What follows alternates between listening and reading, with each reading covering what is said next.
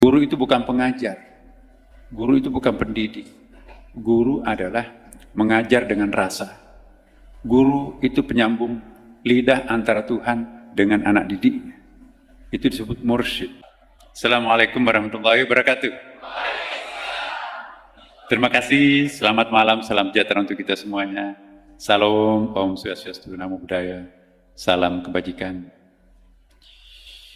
Alhamdulillah. Alhamdulillahilladzi ja'ala al-ilma taharatan lin-nufus wa nuran lil-basair wa hadiyan ilal jannah. Asyhadu an la ilaha illallah wa asyhadu anna Muhammadan abduhu wa rasuluh la nabiyya ba'd. Allahumma shalli wa sallim ala sayyidina wa habibina wa syafi'ina maulana Muhammadin sallallahu alaihi wasallam. Amma ba'd. Yang saya hormati Direktur Jenderal Pendidikan Islam Profesor Dr.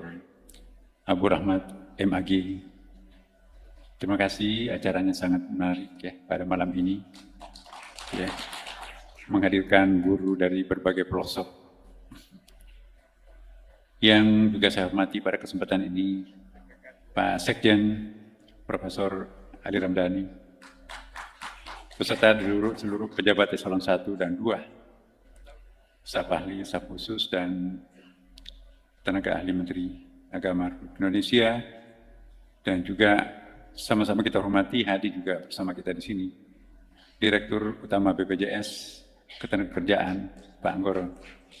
Terima kasih Pak, sahabat lama ini. Kemudian Direktur Guru dan Tenaga Kependidikan Madrasah Adinda Dr. Tobib Asyar MSI. Dan tentu yang saya cintai, yang saya muliakan juga adalah guru kami tadi. Saya surprise betul. Ya, saya sudah sering ngajak beliau ke Jakarta, tapi ya nanti menunggu kesehatannya pulih. Tapi kok, wallahi saya nggak tahu kok hadir di sini. Tinggal satu-satunya guru saya yang hidup di pondok pesantren Asadiyah. Iya. Jadi saya satu alma mater dengan Profesor Komarudin, ya. Tapi beliau sangat junior. Ya, jadi Ibu Aminah ini bersaudara guru semua di pondok pesantren. Habis umurnya mau mewakafkan betul dirinya kepada pondok pesantren. Jadi Bapak Ibu sekalian, saya agak sedikit emosional pada kesempatan ini, ya. Karena bapak saya juga seorang guru. Saya tahu bagaimana penderitaan seorang guru, dan bagaimana tulusnya seorang guru, dan bagaimana jasa seorang guru. Ya, apalagi guru di kampung, merangkap sebagai bapak saya satu desa di situ, mungkin jarang orang bisa nulis, tapi masyarakatnya perantau, jadi Pak, tolong dibikinkan surat untuk anak saya. Ya, datang balasan suratnya, bapak saya bacakan. Tolong dibacakan apa isi suratnya. Jadi itulah seorang guru, bapak saya mengajar kelas 1 sampai kelas 6 sendirian. Lebih 100 murid, karena pada waktu itu DITI yang sangat berkecamuk di tempat saya, sehingga seperti itu kan cukur. Dia juga membersihkan sekolah, dia mengurus sekolah, dan dia kepala sekolah, dia juga pembantu sekolah. Dan dari situ juga saya berada. Ya. Jadi guru itu betul-betul adalah seperti bahasa Sanskerta itu sendiri, ya kan? Bahasa Hindu itu sebetulnya. Guru itu berasal dari 2 akar kata.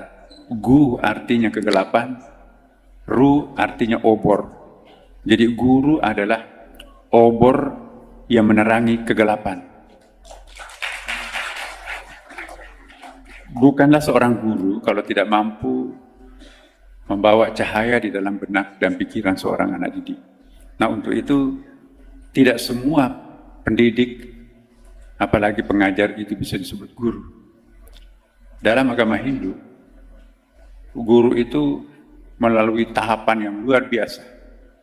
Bukan hanya pendidikan formal, tetapi juga melalui proses kontemplasi yang sangat dalam Maka itu guru itu biasa disebut dengan istilahnya rezi. Ya, rezi itu apa ya, semacam pendeta, pastor, atau kalau bahasa Arabnya itu syekh atau mursyid lah mungkin. Ya, jadi guru itu bahasa spiritual sebetulnya. Itu bukan bahasa populer biasa. Itu bahasa tasawuf tuh. Kalau diterjemahkan ke dalam bahasa Arab itu mursyid. Dari akar kata rasyada, petunjuk. Mursyidon, pembawa petunjuk. Jadi kalau petunjuk itu dari Tuhan, maka itu disebut hidayah. Kalau petunjuk itu dari manusia, disebut dengan irsyad. Kalau orang sebagai petunjuk, maka itu disebut dengan mursyid. Tapi kalau Tuhan yang maha penunjuk, maka itu disebut al-hadi. Jadi guru itu bukan predikat biasa. Maka itu saya mohon kepada kita semuanya yang berpredikat sebagai guru, jadilah guru yang sesungguhnya. Guru itu bukan pengajar. Guru itu bukan pendidik. Guru adalah mengajar dengan rasa. Guru itu penyambung lidah antara Tuhan dengan anak didiknya. Itu disebut mursyid. Karena itu hari guru ini saya ingin menghimbau kepada kita semuanya. Saya juga profesinya guru, dosennya. Jadi seorang guru itu bukan hanya berfungsi untuk mentransformasikan pengetahuan, kecerdasan, keterampilannya kepada murid, tetapi ada proses consecration, itu tabarruk ya, pemberkahan, pembaptisan ya kalau dalam agama Kristen. Guru itu adalah juru baptis. Bagaimana mendoktrin anak itu, ya, mempertahankan jati dirinya, citra dirinya, kesucian dirinya, fitrahnya. Itulah seorang guru. Jadi tidak semua pendidik, tidak semua pengajar itu guru. Guru itu makamnya lebih tinggi dari itu. Jadi Bapak Ibu sekalian, seorang guru haruslah mengajar dengan bukan hanya rasio, tapi juga dengan rasa. Mengajar dengan rasa. Ya, itulah yang sangat berat. Kullu ma kharaja minal qalb waqa'a fil qalb. Segala sesuatu yang keluar dari lubuk hati yang paling dalam, itulah nanti yang akan mendarat di dalam lubuk hati sang murid. Jadi seorang guru tidak boleh mengajarkan ilmu sebelum melakukan proses pembatinan terhadap materi ilmu yang akan diajarkan. Persiapan mengajar seorang guru, seorang mursyid, bukan hanya ditulis di laptop, diketik, ini besok, ini materinya, ini pertanyaannya, ini PR-nya, ini evaluasinya. Tetapi persiapan mengajar seorang guru, ya seorang mursyid, salat tahajud di tengah malam, ya Allah besok saya akan mengajar kitab Thaharah atau matematik, berikanlah, bukakanlah ya jendela hatinya anak-anak murid saya. Sebelum pergi ke sekolah, salat duha, salat tahajud lagi di situ. Ya Allah sebentar lagi saya akan mengajar. Sebelum masuk di pintu, dia baca surah Al-Fatihah, pembuka. Sebelum mulai mengajar, anak-anak, mari kita berdoa bersama. Berapa kali tuh tahapan-tahapan berdoa. Ya. Maka itu berkah. Guru-guru kita dulu nggak pakai laptop, Ibu Amin nggak pakai laptop, tapi menggores di batin. Ya. Nah inilah saya ingin mengingatkan kepada para guru bahwa kesuksesan para guru tidak diukur dapat penghargaan seperti tadi. Tidak juga diukur berhasilnya kita menunaikan paket yang kita ajarkan. Tapi seorang guru ukurannya adalah seberapa besar kita mampu mentransformasikan kearifan itu kepada anak-anak didik kita. Nah inilah tugas seorang guru, apalagi guru madrasah. Ya, saya sering membahasa populerkan apa perbedaan sekolah dengan madrasah. Kok kenapa di sana pakai sekolah, kalau di sini madrasah? Kalau sekolah, tempat untuk mencari ilmunya guru. Tapi kalau madrasah, tempat untuk mencari ilmunya Tuhan. Cara memperoleh ilmunya guru, hafal, ya buka laptop, dibantu oleh Google dan seterusnya. Udah Pak, sudah selesai. Cum laude tuh. Tapi kadang-kadang makin pintar makin kurang ajar. Ya, ini autokritik kita sebagai seorang guru. Tapi kalau di madrasah, tempat untuk mendapatkan ilmunya Tuhan. Tentu epistemologinya beda. Kalau di sana belajar, tapi kalau di sini adalah betul-betul melakukan proses kontemplasi. Ya. Maka itu seorang guru madrasah harus tampil beda dengan guru sekolah. Di sekolah bagaimana memintarkan anak, tapi kalau di madrasah bagaimana menjadikan anak itu menjadi lebih arif. Semua orang arif itu pintar, tapi tidak semua orang pintar itu arif. Apa bedanya? Orang pintar itu suka mendemonstrasikan kepintarannya di depan orang. Tapi kalau orang arif suka menyembunyikan kepintarannya di depan orang. Ya. Jadi orang arif itu ya salah satu cirinya orang arif ialah tidak pernah menyalahkan keadaan, tidak pernah menyalahkan murid, tidak pernah menyalahkan orang lain, tidak pernah menyalahkan pemerintah, tidak pernah berdemo dan seterusnya. Ya, kenapa? Karena ada proses lillahi ta'ala yang di dalam dirinya itu sendiri.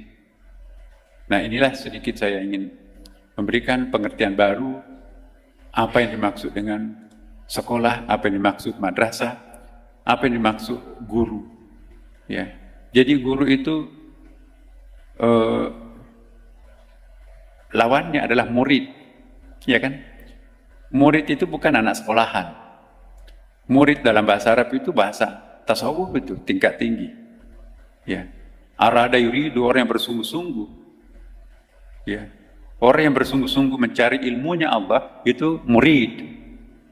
Jadi murid itu bukan mencari ilmunya guru, menemukan ilmu Tuhan melalui guru. Maka itu representasi Tuhan, representasi Nabi adalah guru itu sendiri. Maka itu al-mursyid amam al-murid kan Nabi amam as-sahabat. Ya kan? Guru di depan para muridnya bagaikan Nabi di depan para sahabatnya. Jadi Bapak Ibu guru di sini adalah warathatul anbiya. Al-ulama warathatul anbiya. Kalianlah semuanya para guru adalah ahli waris spiritualnya Nabi. Berat itu predikat ustadz itu, guru itu. Karena itu mari kita mencoba mengevaluasi, mengeritik diri sendiri. Apakah kami sudah betul-betul sebagai guru? Ya. Coba lihat di dalam Ihya Ulumuddin. Syurutul murid, ya. Wa syurutus syekh. Ada 6 syurutul murid, tapi ada 12 syurutus syekh. Syurutul muallim. Jadi syarat menjadi murid berat itu. Tapi lebih berat lagi syaratnya menjadi guru.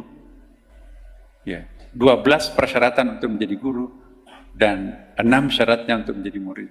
Berarti 2 kali lipat harus kita temukan diri kita lebih daripada murid itu sendiri. Nah, ini kalau kita mau menirukan guru di masa lampau.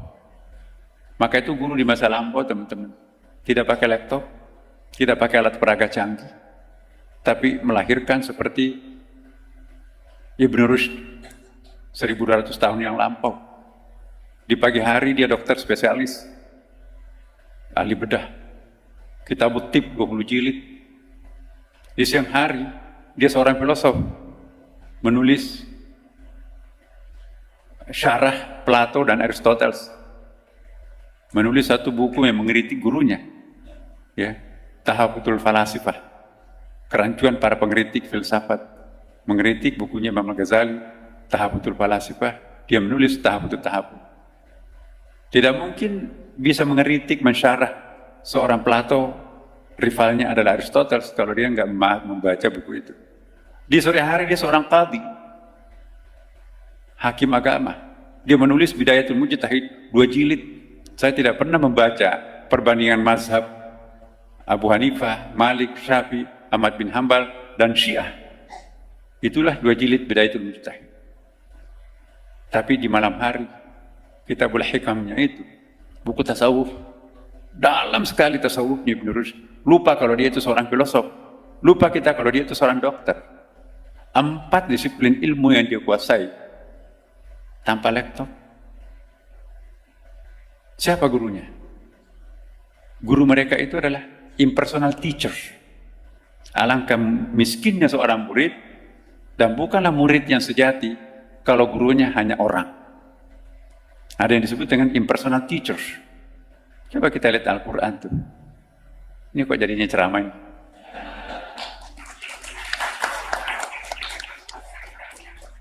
Butuh sambutan atau saya lanjutkan? Sambutan ya. Kalau gitu kita nggak usah lanjutkan yang tadi itu. Jadi coba kita lihat. Alangkah miskinnya seorang murid kalau gurunya hanya orang. Wa ulimna mantaqat tair, aku diajari oleh burung. Ya. Nabi Musa diajari oleh pohon. Ya. Itqalatin namatlah udkhulu masakin. Jadi banyak ayat yang mengisyaratkan kita bahwa guru itu not only the persons, impersonal lecturer, impersonal teachers itu. Dan yang paling menarik lagi, dalam kitab-kitab misalnya Jami' Karamatul Aulia, itu 2 jilid juga, Syekh Nabhani, Yusuf Nabhani. Alangkah miskinnya seorang murid kalau gurunya hanya orang hidup. Loh. Imam Al-Ghazali tidak pernah menulis satu hadis dalam Ihya Ulumuddin tanpa konfirmasi dulu kepada Rasulullah. Ya Rasulullah, benar nggak engkau pernah menulis, engkau pernah mengucapkan hadis ini? Sebelum Nabi nganggu, pertanda iya, baru saya tulis. Ihya ditulis di menara Masjid Damaskus di Baghdad. Ya, 6 jilid. Ada 450 hadis dalam Ihya. Bayangkan, kalau 450 harus ketemu dengan Nabi, berapa semester tuh? Diajar oleh Rasulullah. Rasulullah wafat tahun 632. Al-Ghazali wafat tahun 1111. Bukan cuma dia. Ibnu Arabi bermimpi dikasih buku oleh Rasulullah. Khudh hadzal kitab Ususul Hikam. Ambil buku ini. Judulnya pun juga dari Nabi. Ada muridnya. Ya Syekh, buku ini aneh. Redaksi yang saya baca, besok saya baca lagi, inspirasi cerdas yang lain muncul. Itu bukan buku saya, nah. Itu pemberian Rasulullah. Sampai sekarang jadi buku beneran. Nah, jadi kita lihat ulama-ulama dulu yang melahirkan Jabir bin Hayyan, the father of chemistry, nggak pakai laboratorium. Bapaknya ilmu kimia, the father of chemistry, tapi tidak punya laboratorium. Laboratoriumnya apa? Lihat biografinya dalam menulis kimia itu, kan buku pertamanya Al-Kimia, buku keduanya adalah Kimia. Laboratoriumnya adalah sajadah di tengah malam. Jadi divine knowledge. Apa itu divine knowledge? Ya, ilmu laduni lah bahasa kitanya sekarang ini. Sama juga Al-Khawarizmi, the father of the math, bapaknya matematik, bapaknya Al-Jabar. 1000 tahun lebih yang lampau. Dari mana mereka dapat ilmu? Dari impersonal teachers. Ya. Jadi kalau orang rajin salat, turun naik ke langit, akhirnya bersahabat dengan para penghuni alam mithal, kata Ibnu Arabi, atau penghuni alam khayal, kata Al-Ghazali. Alam-alam atas itu punya penghuni, teman-teman. Apa malaikat atau jin, Allah a'lam. Dan dialah nanti turun menjadi guru. menjelma menjadi baju putih, datang mendiktekan, mengajarkan. Orang dekat dengan Tuhan kok. Jadi rahasia langit bisa dia baca. Belum kejadian sudah tahu. Nah inilah seorang guru madrasah. Jangan hanya menemukan deduksi-deduksi akal. Seperti di barat. Ada 6 sumber ilmu pengetahuan seorang guru madrasah.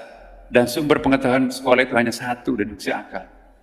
Seorang guru madrasah, dia harus mampu menjadikan sumber apa yang disebut dengan ilham.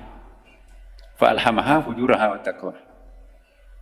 Seorang guru madrasah itu juga harus mampu menggunakan sumber kecerdasan apa yang disebut dengan waqi'iyah. Ya. Seorang guru madrasah itu juga harus menggunakan intuition, ya, dzauq. Nah, dan juga seorang guru madrasah harus mampu juga menggunakan sumber kecerdasan yang disebut dengan mimpi. Kok mimpi?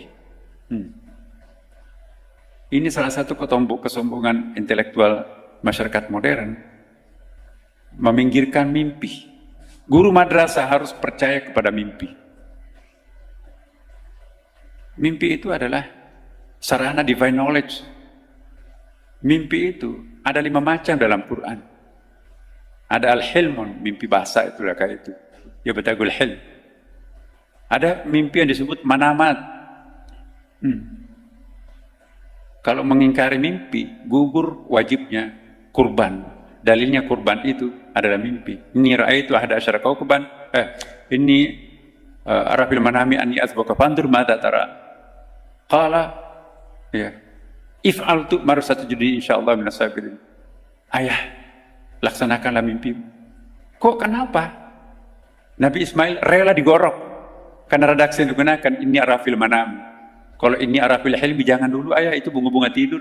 Beda artinya manamat dengan al-hilm. Ada lagi ru'yah antara tidur dan tidak tidur. Dalam ilmu neurologi itu kita berada pada suasana theta. Kalau beta itu sekitar 24 per second. Ya, kalau alfa itu sekitar 12 per second. Theta itu 7 per second, 7 detik. Nah, disitulah muncul ilham sebetulnya. Itulah manamat. Ya. Ini arafil manami. Ini ra'aitu hada asyara kaukaban wasyamsa wal qamara ra'aitu sajidin. Ra'aitu hum sajidin. Qala, kata Nabi Yakub terhadap anaknya Nabi Yusuf, la taqsis ru'ya, ru'ya di situ. Ada lagi jenis mimpi waqiat sebelum kejadian besok. Ada early warning dari malam hari, itu waqiat. Dan mimpi yang kelima disebut mukasyafah. Transparan dari Nabi. Transparan dari dia bisa melihat. Coba, ini seorang guru. Jadi alangkah miskinnya seorang guru kalau sumber pengetahuannya hanya diperoleh dari deduksi akal. Seorang guru madrasah seharusnya memiliki ada 6 sumber ilmu tadi. Pak Dirjen Pendis nih, PR kita. Apa bedanya kita dengan guru? Dengan guru madrasah. Guru madrasah itu harus tampil beda dengan guru-guru yang lain. Nah, kita kehilangan. Hilang ilmu laduni itu. Ayat 60 sampai 82 surah Al-Kahfi itu dasarnya ilmu laduni. Nah, kalau ini dihilangkan, ya kita bukan guru madrasah. Guru madrasah itu betul-betul, ya seperti tadi, sumber pengetahuannya, epistemologinya, ontologi keilmuannya juga beda. Bahkan aksiologinya juga harus beda. Nah, inilah PR kita ke depan. Teman-teman, izinkan saya bicara seperti ini di depan kita semua di sini. Yarfa'illahu alladziina aamanu minkum. Amanu dulu di situ kan. Baru walladzina utul ilma darajat. Fas'alu ahla dzikr in kuntum la ta'lamun. Kenapa enggak dikatakan fas'alu ahlal ilm? Itu guru sekolah itu.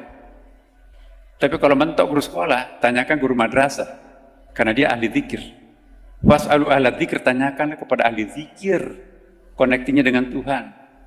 Jadi kalau mentok semuanya, apa kata Tuhan? Fas'alu ahla dzikr in kuntum la ta'lamun. Tanyakanlah kepada ahli zikir kalau kalian mentok. Bukan fasul alal ilm. Jadi ahli zikir itu, divine knowledge itu lebih kencang, lebih dahsyat daripada sekedar ilmuwan. Wa ma utitu minal ilm illa qalil. Tapi yutil hikmata may yasha, wa may yutil hikmata faqad utiya khairan katsiran, unlimited. Inilah teman-teman sekedar refreshing bahwa kita nggak ada apa-apanya. Di atas langit masih banyak langit kan. Di dalam kulit bawang masih banyak kulit. Don't stop in yourself today. Jadi kita jangan berhenti pada diri kita sekarang ini. Kita harus mencari dan terus mencari. Ya, inilah berkah. Coba 27 ilmuwan tersohor tahun 700 sampai tahun 1200. Ya. Itu ilmunya apa itu? Itu ilmu laduni yang digunakan. The father of hospital itu Ar-Razi dan seterusnya. Siapa yang memberikan inspirasi itu? Gurunya adalah Tuhan. Itu guru madrasah semua itu. Nah sekarang guru madrasah kita seperti apa? Bapak Ibu sekalian, ada sejumlah isu tentang guru yang kita harus selesaikan ya. Kami bersama Pak Dirjen Pendis tidak tinggal diam teman-teman. Karena bapak saya guru, dan kita semuanya adalah insya Allah guru semua. Pejabat-pejabat Kementerian Agama ini, profesor ini guru semua tuh. Jadi masa nasibnya sesama guru kita tidak perhatikan. Ya. Jadi kami berikan waktu 2 tahun. Insya Allah kalau perencanaan kita ini ya, 500.000 guru madrasah tambah 123.000 guru PAI itu, insya Allah kita akan bereskan. Ya. Ini bukan janji kampanye loh. Kami sudah melakukan action. Baru 1 minggu kami setelah dilantik, saya datang ke Menteri Pendidikan Dasar Menengah. Ya, bagi-bagi dong uangnya. Masa kamu banjir uang, kami miskin. Ya. Sama-sama anak bangsa. Di sebelah itu tanahnya dibelikan negara, sekolahnya dibangunkan negara, perpustakaannya dibangunkan negara, gurunya digaji oleh negara, buku-bukunya semua dibelikan oleh negara, laboratoriumnya dibelikan oleh negara. Tapi di sebelah sini, ketua yayasan, bocor, dan sama-sama anak bangsa. Kok kenapa ada hal seperti ini terjadi? Nah ke depan tentu kita akan menjembatani. Jangan ada jarak antara sekolah dengan madrasah.